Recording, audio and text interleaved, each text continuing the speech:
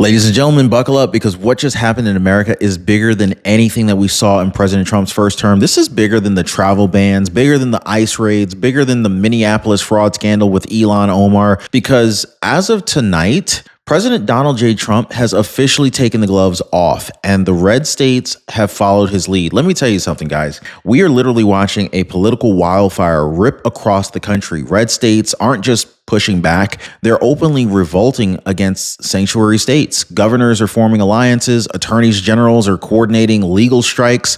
And in Texas, let me tell you about Texas. The National Guard is now physically blocking federal agents at the border in a showdown that we haven't seen in modern American history. And so at the exact same moment, the Supreme Court has taken up a citizenship case that could rewrite the 14th Amendment as we know it, and ultimately sending Democrats into a panic spiral that's so loud you can pretty much hear it from space. Every institution, states, courts, DHS, even Congress, they're now colliding in a way that pretty much proves one thing. Trump isn't slowing down. He is ramping it up. And tonight, I'm going to break down exactly how this national confrontation exploded, what comes next, and why the next few months could redefine America for the next 100 years. So strap in, guys. Hit the like button and subscribe. I want to go to work for you. Ladies and gentlemen, the first shockwave just hit the moment that President Trump made it clear that his immigration crackdown wasn't stopping at travel bans or deportation sweeps. No. This time, he's now aiming directly at the states that have been openly obstructing federal law for years. And if you think that sounds dramatic, well, remember that this is the same administration that discovered nearly 50% fraud rates among migrant pickups in Minneapolis. Trump looked at the data, he looked at the chaos, and he said, enough. If states won't cooperate, states will be confronted. And so for the first time in modern American history, a sitting president is now targeting state policies as national security threats. Sanctuary states are being told flat out, comply with federal immigration law or face consequences. Trump isn't escalating quietly. He is ramping it up, and every sanctuary governor just felt the temperature rise. And so here's where the story explodes, folks, because the red states didn't just cheer from the sidelines. They formed a coalition and ultimately declared what can only be described as an open revolt. Governors from Texas, Florida, Oklahoma, Tennessee, the Dakotas, all of them are now stepping forward and saying, look, we will no longer honor sanctuary state obstruction. We will no longer absorb the consequences of their failures. This is not symbolic, guys. These states are already coordinating legal strategies, sharing intelligence, and preparing to block the transfer of migrants from sanctuary jurisdictions into their own territories. Some have even hinted at withholding resources. I'm talking about medical, legal, logistical from states that are openly undermining federal law. This is a historic realignment. Red states aren't waiting for Congress. They aren't waiting for courts. They are literally taking matters into their own hands. Lines are being drawn. The community, the country is cleaving in two. Now, before we talk about what Texas just did at the border, we need to talk about something real quick, because while we're talking about states that are fighting for control, a lot of Americans are fighting private battles at home, especially our seniors. Now, some seniors are quietly putting these medical bills on credit cards, hoping that their kids won't find out. That silence is heavy, let me tell you.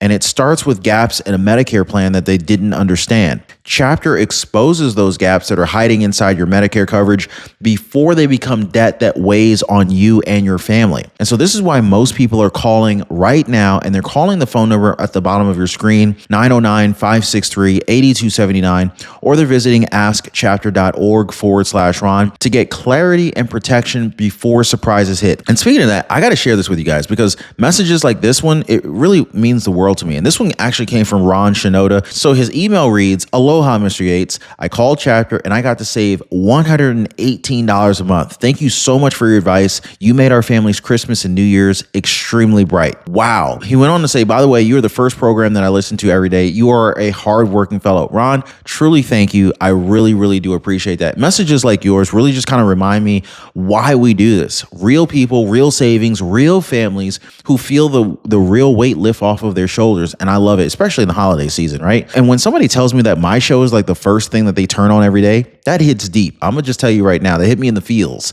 So I really appreciate you, Ron, and I really appreciate everyone who shares their experiences. It really does help more people, more than you know. And so now we need to talk about this moment that the entire nation gasped. I mean, because just days ago, the Texas National Guard, under the authority of Governor Greg Abbott, by the way, physically blocked federal agents from entering key border checkpoints. Now think about that, okay? A state National Guard unit denying access to federal law enforcement. This is the most explosive state federal standoff that we've seen in modern American history. Texas invoked the invasion clause, arguing that they have a constitutional obligation to defend themselves when the federal government fails to do so. They cited cartel violence, trafficking corridors, and mass illegal crossings as justification. And the question that's hanging in the air right now is deadly serious. Who blinks first? Does Washington force its way through its own troops, or does Texas hold the line and dare the DOJ to act? Either way, the showdown has already begun. And so right as Texas dug in, DHS Secretary Kristi Noem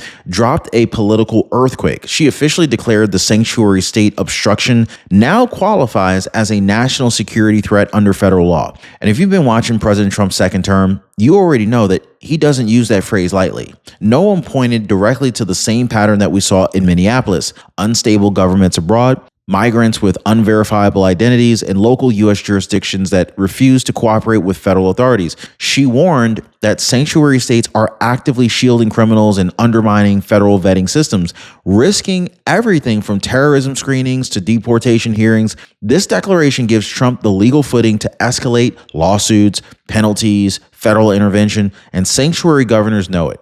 And in Washington, they felt the wall shift. For the first time, the federal government is formally calling out rogue states and preparing to strike back. And just when it seemed like things couldn't get any hotter, the Supreme Court stepped directly into the fire. In a move that's shocking the entire political world, the court just announced that it will be taking up a landmark case examining whether birthright citizenship applies to children born in the U.S. to parents who entered the country illegally. Now, let me be crystal clear about this. This is the case Democrats have feared for decades, because if the court rules that automatic citizenship was never intended for people here unlawfully, the political, demographic, and financial landscape of America, it changes overnight. I'm talking about overnight. Benefits eligibility changes, voting eligibility changes, congressional appointment changes. Now, here's the part that has Democrats pacing their hallways at 2 a.m. in the morning. This Supreme Court is now Trump-shaped. And so if this decision drops the way experts think,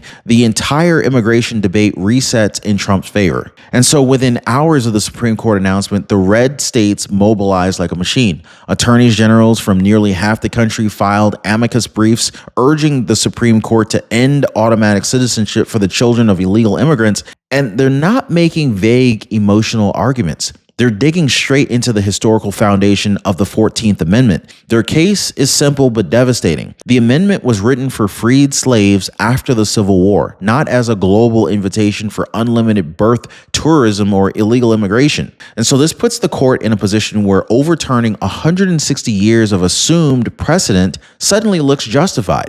And the tension is palpable, because if the red states win this argument, Democrats don't just lose a talking point, they lose a political pipeline. Red states, they know it, blue states know it, and Trump absolutely knows it. And so let's talk about the powder keg that basically helped spark this entire revolt. Minneapolis. This is the city that ultimately turned into a national warning sign overnight when federal investigators revealed that nearly 50% of the migrants arrested there were tied to fraud, identity fraud, document fraud, benefit fraud. The country snapped awake. And instead of cooperating with the Trump administration's cleanup effort, sanctuary state leadership doubled down, insisting that they would not assist in detaining or removing these individuals. This was the last straw. Red states, they looked at Minneapolis and said, if this is what sanctuary policies create, we're not waiting for the rot to spread. Investigations are already expanding, more cities are being reviewed, and the quiet rumor inside DHS is that Minneapolis is only the first domino. The message is clear. Sanctuary policies aren't just misguided, they're dangerous. And in response to all this chaos, the Trump administration just revealed the most aggressive set of federal penalties ever aimed at sanctuary states. Now, first, we got to talk about the money. States that shield illegal immigrants will now face withheld federal grants across law enforcement, education, and transportation. Second, the manpower. Trump is expanding deportation task forces and embedding federal teams inside of resistant jurisdictions, whether local leaders like it or not. Now, the biggest move, a series of civil rights investigations into states that are obstructing federal immigration law. This is something we haven't seen since the civil rights era. Now, this isn't symbolic. This is a coordinated federal offensive designed to isolate and pressure sanctuary states until they crack. And everyone involved, they already know it. The legal fights, the political screams, the media meltdowns, all of it is coming. And Trump hasn't even hit full force yet. And right on cue, the big blue governors fired back with the fury of a cornered animal. Within hours of Trump announcing penalties, sanctuary state leaders from California, Illinois, New York, Washington, Massachusetts, all of them coordinated a unified counteroffensive. They accused Trump of authoritarian overreach or weaponizing DHS, of using the Supreme Court as a political bulldozer. And now they're threatening what they always threaten: lawsuits, emergency injunctions, and a national media campaign framing Trump as a dictator, crushing immigrant rights. But here's a twist. The legal battlefield isn't the guaranteed win for them that it used to be. With the court taking up the 14th Amendment case and Trump's judicial appointments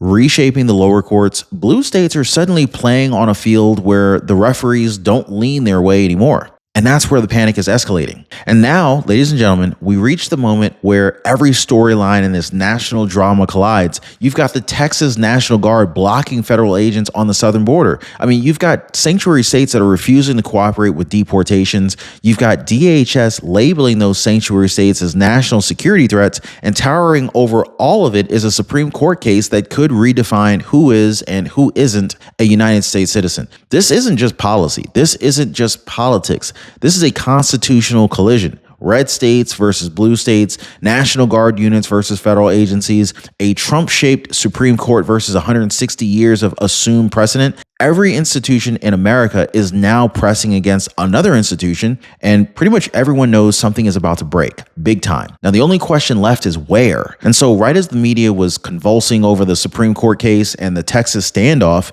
President Trump stepped up to the podium and delivered a message that sent shockwaves through every sanctuary state capital. In his unmistakable tone, that blend of certainty, defiance, and absolute clarity, Trump declared, "America belongs to Americans, not to cartels, not to foreign criminals, and not to rogue states undermining federal law." He pointed to the Minneapolis fraud scandal, the border chaos, the refusal of sanctuary states to cooperate, and said the quiet part out loud. "We tried patience, we tried diplomacy, we tried warnings. They ignored all of it." Then he promised something even stronger. More actions are coming. And if the last few months have proven anything, it's that President Trump doesn't make idle threats. When he ramps things up, he follows through fast. And now the entire nation understands exactly what's really at stake. This isn't just a border issue. This isn't just a citizenship case. The Supreme Court fight, the state revolts, the guard standoff, it is all funneling into the 2026 midterms, a political battleground that will decide the future of the union. Ron DeSantis said it perfectly earlier this year.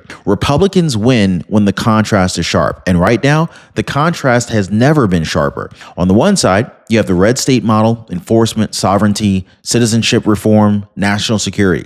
On the other side, the sanctuary state model, open defiance, legal warfare, and endless incentives for illegal immigration. The next 11 months aren't just another election cycle. They're a survival test, a referendum on what kind of America we become. And ladies and gentlemen, the clock is already ticking.